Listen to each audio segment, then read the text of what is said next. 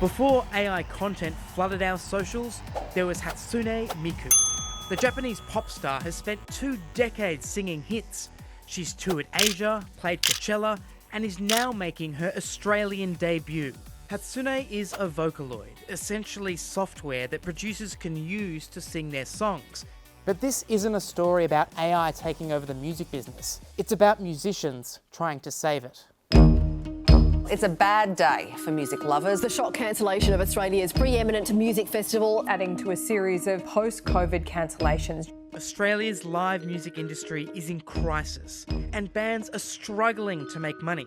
So artists like Sally Coleman are looking for alternatives. I really love playing for live audiences, but I don't always love the lifestyle of being on the road all the time and touring. That's currently one of our biggest income generators, but it's also this really exhausting, precarious way to live our lives. Touring is incredibly expensive, but Sally can perform without leaving the studio. In her new project, Big Sand, a motion capture suit sends her every move to an avatar on stage. It's live music, but not as we know it.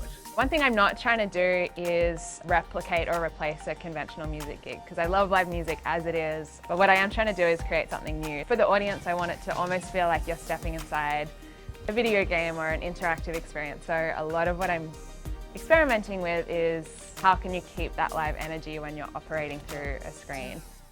Sally dreams of performing across Asia, but would audiences actually pay for a virtual artist?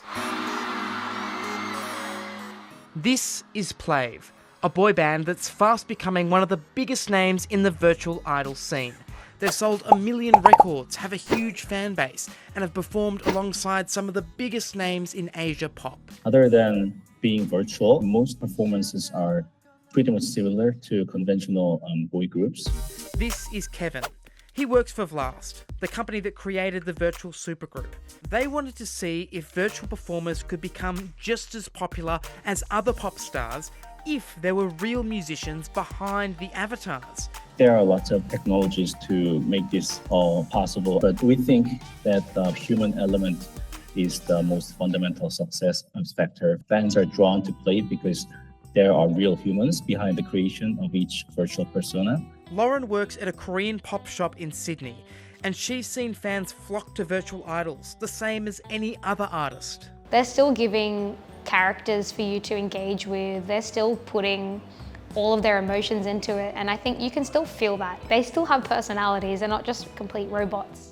And Plave is not the only band getting big. Girl group Eternity uses hyper-realistic AI technology, while Feverse came from a virtual idol competition. And being virtual means they avoid the dark side of K-pop. Some fans will do anything to get an idol's attention. They resort to stalking, they resort to all these creepy things, fanalizing, fetishizing, handwritten letters in their blood saying how much they adore this idol. Like, being a virtual idol kind of helps them maintain that level of creativity and still outputting it, but doing it in a much safer, protected manner. So, is this the future or just a fad? The disruption of the music business during COVID sparked big interest in alternative types of gigs. Platinum pop stars like Justin Bieber sang in the metaverse. Promoters organised virtual festivals. And while much of this experimentation ended with the lockdowns, the genre that launched the career of so many virtual artists lives on. Asian pop is not a fad. It's definitely a often unnoticed genre. At the same time, these artists are coming through to Australia and New Zealand and selling out arenas. So maybe one day virtual artists will also sell out arenas. But what type of artists? Will it be real musicians cloaked in AI avatars?